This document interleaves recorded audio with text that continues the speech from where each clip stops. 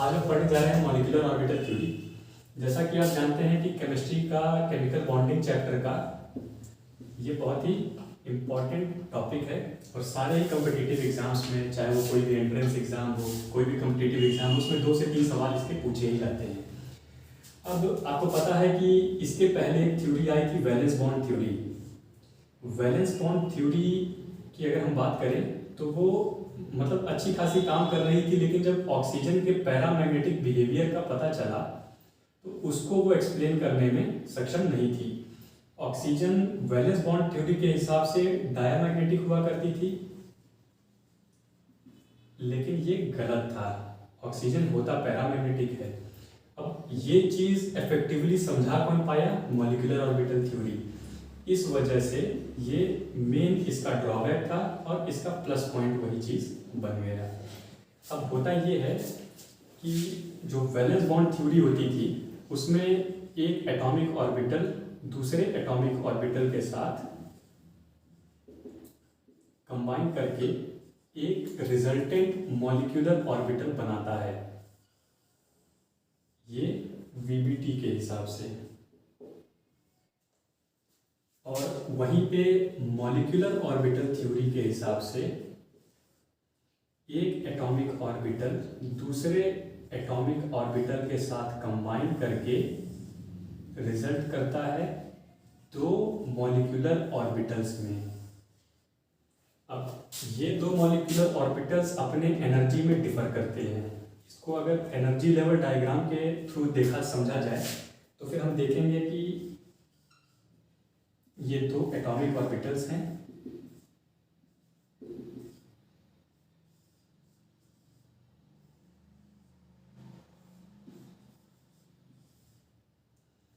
और ये energy level अगर मान लिया जाए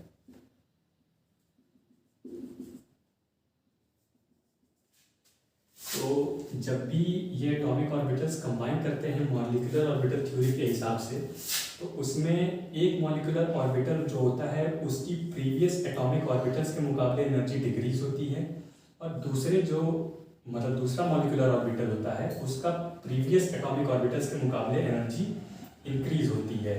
अब इस कंडीशन में जो ऊपर वाले हैं मतलब हाई एनर्जी वाले, इनको हम लोग एंटी बॉन्डिंग मॉलिक्यूलर ऑर्बिटल बोलते हैं, और जो नीचे वाले हैं कम एनर्जी वाले, इनको हम बॉन्डिंग मॉलिक्यूलर ऑर्बिटल बोलते हैं। अब जैसा कि आपको पता है कि जितनी ज़्यादा एनर्जी ज़्यादा रहती है उतना ही कम स्टेबिलिटी रहती है। मतलब कहने का ये है कि एनर्जी और स्टेबिलिटी इन्वर्सली रिलेटेड है। तो हम ये साफ साफ कह सकते हैं कि जो एंटी बॉन्डिंग मॉलिक्यूलर ऑर्बिटल्स हैं वो बॉन्डिंग मॉलिक्यूलर ऑर्बिटल से स्टेबिलिटी में कम होते हैं। और एनर्जी अगर देखा जाए, एनर्जी का अगर देखा जाए तो फिर anti bonding molecular orbitals bonding molecular orbitals के मुकाबले ज़्यादा एनर्जी रखते हैं अपने पास। अब मॉलिक्यूलर ऑर्बिटल्स थ्योरी और क्या क्या समझाती है, इसके थ्रू हम क्या क्या समझ सकते हैं वो हम आपको बता देते हैं। मॉलिक्यूलर ऑर्बिटल थ्योरी सक्सेसफुली एक डाई एटॉमिक मॉलिक्यूल की स्टेबिलिटी, उसका बॉन्ड ऑर्डर, उसकी बॉन्ड लेंथ और मैग्नेटिक बिहेवियर को एक्सप्लेन करता है। मैग्नेटिक बिहेवियर का तो आपने एक एग्जांपल देख भी लिया कि वैलेंस बॉन्ड थ्योरी जिस ऑक्सीजन मॉलिक्यूल को डायमैग्नेटिक मानता था, वही मॉलिक्यूलर ऑर्बिटल थ्योरी ने पैरामैग्नेटिक उसको समझा भी दिया, और ये प्रैक्टिकली पाया भी जाता है कि ऑक्सीजन जो होता है वो पैरामैग्नेटिक ही होता है।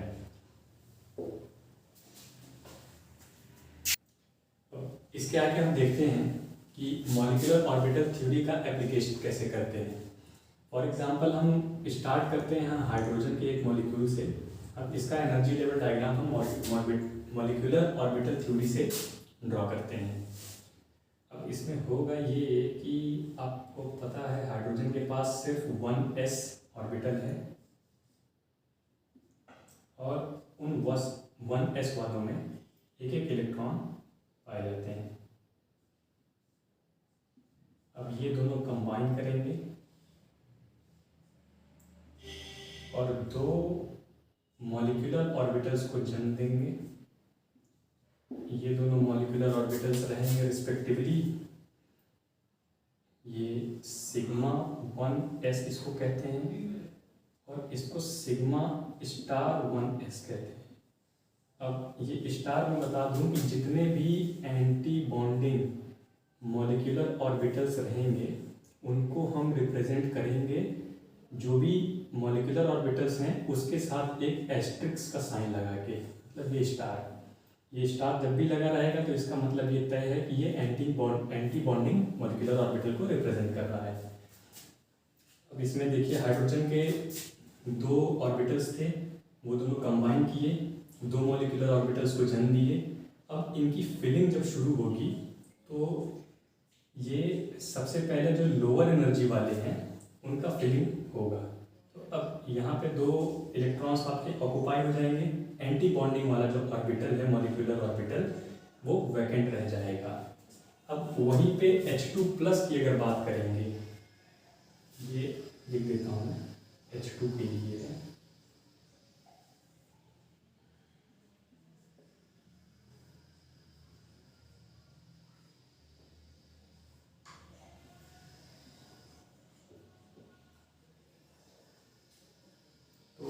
एक H के पास तो एक इलेक्ट्रॉन रहेगा, लेकिन अगला H के पास कोई भी इलेक्ट्रॉन नहीं रहेगा, क्योंकि उसके पास एक ही इलेक्ट्रॉन था, वो भी चला गया, जिसकी वजह से इसके ऊपर पॉजिटिव चार्ज आया। तो ये तो तय हो गया कि यहाँ पे एक इलेक्ट्रॉन रहेगा,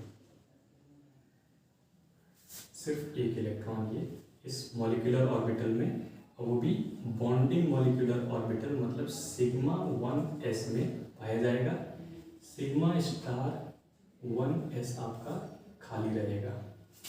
अब ये आपका हो गया कौन सा केस, H2+ का। अब तीसरा केस हम देखते हैं H2- का।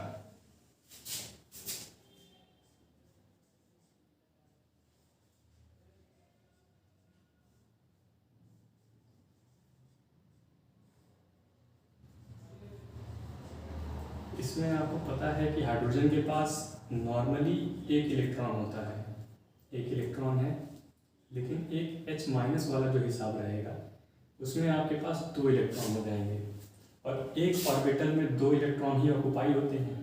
तो बॉन्डिंग मॉलिक्यूलर ऑर्बिटल मतलब सिग्मा 1s में पहले दो इलेक्ट्रॉन फिल होंगे, ये लोअर एनर्जी का है, इसमें पेयरिंग भी होगी। उसके बाद फिर यहाँ ऊपर के लेवल में जो बाकी के इलेक्ट्रॉन होंगे उनकी फिलिंग शुरू होगी। अब यहाँ पे तीसरा इलेक्ट्रॉन आपका चला जाएगा। तो पूरा अगर हम जब इसका डिटेल देखेंगे तो दो इलेक्ट्रॉन्स आपके बॉन्डिंग मॉलिक्यूलर ऑर्बिटल में जाते हैं और एक electron anti bonding molecular orbital में जाता है। अब इससे फर्क क्या पड़ता है, जैसे अगर हमको आगे बॉन्ड ऑर्डर समझना हो तो बॉन्ड ऑर्डर के लिए हम जानते हैं कि हम बता देते हैं, जानते हैं कि नहीं जानते हैं। बॉन्ड ऑर्डर के लिए एक फॉर्मूला होता है कि बॉन्डिंग मॉलिक्यूलर ऑर्बिटल में जितने इलेक्ट्रॉन हैं, electron of bonding molecular orbital minus electron of anti bonding molecular orbital divided by 2, ये आपका आता है बॉन्ड ऑर्डर। बॉन्ड ऑर्डर अगर आपको नहीं पता है तो ये शॉर्ट में समझा देते हैं। जैसे कि CO2, अगर मान लीजिए ये इस कंपाउंड की बात करें तो कार्बन और ऑक्सीजन के बीच में दो बॉन्ड्स ऐसे बने हैं। तो इस प्रैक्टिकल सिचुएशन में जो दो बॉन्ड मतलब जितने नंबर ऑफ बॉन्ड्स प्रेजेंट होते हैं इसी को हम लोग बॉन्ड ऑर्डर कहते हैं। अब CH4 अगर देखा जाएगा तो इसमें CH बॉन्ड ऑर्डर जो है, C और H का बॉन्ड ऑर्डर ये 1 रहता है क्योंकि सिंगल बॉन्ड से कनेक्टेड है। ये बॉन्ड ऑर्डर पता करने के लिए डाई एटॉमिक मॉलिक्यूल्स में और मॉलिक्यूलर ऑर्बिटल थ्योरी के थ्रू ये फॉर्मूला इस्तेमाल करते हैं। मतलब बॉन्डिंग मॉलिक्यूलर ऑर्बिटल में से जितने भी इलेक्ट्रॉन हैं उसमें से एंटी बॉन्डिंग मॉलिक्यूलर ऑर्बिटल के इलेक्ट्रॉन्स को घटा देंगे, टोटल को 2 से डिवाइड करेंगे, जो भी आएगा वो आपका बॉन्ड ऑर्डर रहेगा। अब देखिए यहाँ पे एक चीज़ और हम लोग पता चलेगी, वो ये है, पहले आप हाइड्रोजन में जब देखेंगे तो सिर्फ H2 मॉलिक्यूल में तो आपको 2 बॉन्डिंग इलेक्ट्रॉन्स थे, बॉन्डिंग मॉलिक्यूलर ऑर्बिटल के इलेक्ट्रॉन्स थे 2। इसका जब आप कैलकुलेशन करेंगे बॉन्ड ऑर्डर का तो 2 माइनस इसमें एक भी इलेक्ट्रॉन नहीं है एंटी बॉन्डिंग में, तो 0 हो जाएगा, डिवाइड बाई 2 ये इसका बॉन्ड ऑर्डर आएगा। तो फिर हमें पता चलता है 2 minus 0 equals to 2, 2 by 2 equals to 1। तो बॉन्ड ऑर्डर जो H2 का है, सिर्फ H2 molecule, normal H2 molecule का, वो 1 आता है। अगर हम H2 प्लस की बात करते हैं, इसमें आप देखेंगे बॉन्डिंग मॉलिक्यूलर ऑर्बिटल में एक इलेक्ट्रॉन है और एंटी बॉन्डिंग मॉलिक्यूलर ऑर्बिटल में एक भी इलेक्ट्रॉन नहीं है। तो 1 माइनस 0 बॉन्डिंग मॉलिक्यूलर ऑर्बिटल के electrons minus anti bonding molecular orbital के इलेक्ट्रॉन्स अपॉन 2, ये आपका बॉन्ड ऑर्डर होगा और ये बराबर आएगा आपका 0.5 के। तीसरी सिचुएशन जब H2 माइनस की हम बात करते हैं, उस कंडीशन में आप देखेंगे कि बॉन्डिंग मॉलिक्यूलर ऑर्बिटल में 2 इलेक्ट्रॉन है, एंटी बॉन्डिंग में एक यहाँ पे आ गया है, तो 2 माइनस 1 अपॉन 2 और ये आपका आएगा bond order 2 minus 1 upon 2 equals to 0.51 by 2। अब आप देखेंगे कि यहाँ पे फ्रैक्शंस में भी, जैसे यहाँ पे आप देखेंगे ये 0.5 बॉन्ड ऑर्डर की वैल्यू आ रही है और इस वाले कंडीशन में complete as a whole number आता है बॉन्ड ऑर्डर 1 और इसमें भी 0.5 मतलब फ्रैक्शन में भी वैल्यू आ रही है। तो एक तरह से मॉलिक्यूलर ऑर्बिटल थ्योरी के आने से वो फर्दर ये भी प्रूव कर दिया और समझा भी पाया कि जो फ्रैक्शनल बॉन्ड ऑर्डर्स होते थे वो कैसे पॉसिबल हैं। फ्रैक्शनल बॉन्ड ऑर्डर्स को समझाने में ही मॉलिक्यूलर ऑर्बिटल थ्योरी सक्सेसफुल रही। और एक चीज और, अब जैसे हमको स्टेबिलिटी पता करना है कि H2 प्लस H2 और H2 माइनस में स्टेबिलिटी का क्या ऑर्डर रहेगा। तो जैसे कि आपको पता है बॉन्ड ऑर्डर ये डायरेक्टली प्रोपोर्शनल होता है स्टेबिलिटी के। तो जितनी ज़्यादा स्टेबिलिटी, जितना ज़्यादा बॉन्ड ऑर्डर आएगा उतनी ज़्यादा स्टेबिलिटी रहेगी। यहाँ तक तो बात ठीक थी। अब जैसे बॉन्ड ऑर्डर H2 का ये तो पक्का हो गया कि ज़्यादा है, इससे H2 प्लस से और H2 माइनस से, ये दोनों का बॉन्ड ऑर्डर आपका 0.5 आया था, इसका आपका बॉन्ड ऑर्डर 1.0 आया था। 1.0 0.5 से बड़ा है, इसलिए स्टेबिलिटी H2 की ज़्यादा होगी, ये तय है। अब इन दोनों में कैसे पता चलेगा कि कौन सा ज़्यादा स्टेबल है। जब ऐसी सिचुएशन आती है तो फिर हम देखते हैं कि एंटी बॉन्डिंग मॉलिक्यूलर ऑर्बिटल में कितने इलेक्ट्रॉन्स हैं। अब जैसे बॉन्डिंग मॉलिक्यूलर ऑर्बिटल का एनर्जी कम रहता है एटॉमिक ऑर्बिटल्स के मुकाबले, वहीं पे एंटी बॉन्डिंग वाले का ज़्यादा रहता है एनर्जी। जितनी ज़्यादा एनर्जी उतनी अनस्टेबिलिटी। तो अब होगा ये कि जितने ज़्यादा इलेक्ट्रॉन्स एंटी बॉन्डिंग में जाते जाएंगे उतनी ही उसकी स्टेबिलिटी घटती चली जाती है। अब H2 प्लस के केस में जब हम देखेंगे तो इसमें बॉन्डिंग वाले में सिर्फ एक इलेक्ट्रॉन है, एंटी बॉन्डिंग में कोई भी इलेक्ट्रॉन नहीं है। और वहीं पे जब इसमें देखेंगे H2 माइनस के केस में, यहाँ पे एक इलेक्ट्रॉन एंटी बॉन्डिंग वाले में भी चला गया है। इसकी वजह से सारी सिचुएशन सेम रहते हुए, बॉन्ड ऑर्डर सेम रहते हुए भी, क्योंकि एंटी बॉन्डिंग मॉलिक्यूलर ऑर्बिटल में इसके इलेक्ट्रॉन्स हैं, इस वजह से इसकी स्टेबिलिटी थोड़ी घट जाती है। और ये ऑर्डर आपका आ जाएगा H2 प्लस और H2 माइनस, इस प्रकार। अब इसके आगे हम बताते हैं कि जो मॉलिक्यूलर ऑर्बिटल डायग्राम होता है वो, मतलब हम लोग के सिलेबस में 20 इलेक्ट्रॉन स्पीशीज तक रहता है। 20 इलेक्ट्रॉन स्पीशीज मतलब आपको 1s 2s और 2p, 1s 2s और 2p, मतलब 2 एटम के इन 3 कॉम्बिनेशंस को ही कंबाइन करना रहता है मॉलिक्यूलर ऑर्बिटल्स में। कैसे पता चला ये? इसमें आपके 2 इलेक्ट्रॉन आते हैं, इसमें आते हैं 2 इलेक्ट्रॉन, और 2p में px py pz में 2 इलेक्ट्रॉन रिस्पेक्टिवली रहेंगे। ये टोटल मिलकर संख्या हो जाती है 6, मतलब 4 s वाले और 6 p वाले मिलकर टोटल 10 इलेक्ट्रॉन इसके हुए। और ये पूरा सिस्टम आपका एक एटम का हुआ। मतलब जब कंबाइन कर रहे हैं, जैसे N2 कंबाइन करता है एक साइड N दूसरे साइड N, इस कंडीशन में ये एक का रिप्रेजेंटेशन है। तो ऐसे ही जितने इसके उतने ही अगले एटम के भी ऐसे ही रहेंगे। तो टोटल 10 ऐसे हो रहे हैं और 10 इधर से, मतलब टोटल 20 इलेक्ट्रॉन स्पीशीज तक ये समझाता है। अब इसको समझते हैं, ये दो पार्ट में इसको पढ़ सकते हैं।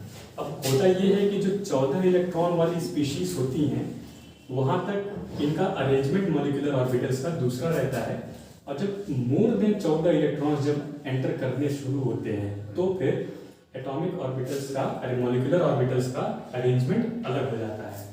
वो मैं समझाता हूँ कैसे होता है डायग्राम के थ्रू।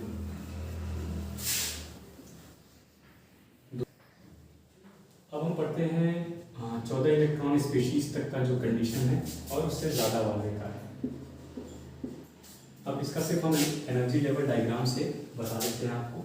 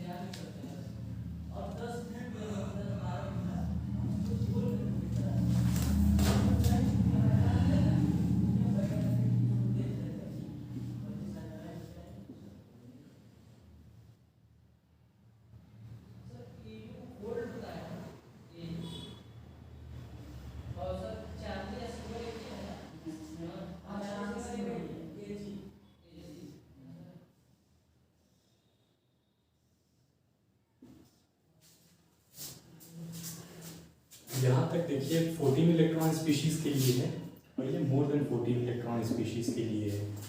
14 इलेक्ट्रॉन स्पीशीज में भी यहाँ तक तो पूरा सेम रहता है, जहाँ पे 1s और 2s का कॉम्बिनेशन है वहाँ तक सेम रहता है। लेकिन जब 2p का जब अरेंजमेंट होता है मॉलिक्यूलर ऑर्बिटल्स में, उसका चेंज हाइब्रिडाइजेशन होता है उसका एक तरह से, जब कंबाइन करते हैं तो फिर उसका अरेंजमेंट थोड़ा सा चेंज होता है। 14 इलेक्ट्रॉन स्पीशीज तक पहले px और py वाले आते हैं, इसको हम लिख देते हैं सबके नाम, sigma 1s, sigma star 1s, sigma 2s, sigma star 2s, ये पाई 2px, पाई 2py और sigma 2pz, pi star 2px, pi star 2py और सिग्मा स्टार 2pz।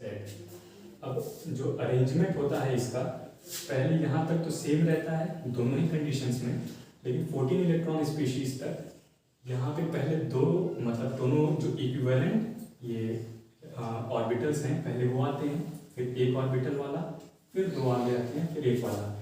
इसको याद रखने के लिए आप एक फॉर्मूला याद रख सकते हैं, bonding anti bonding, bonding anti bonding, जो बाबा वाला है, बाबा इलायची वाला बाबा 21 21, और दूसरा होता है बाबा 12 21।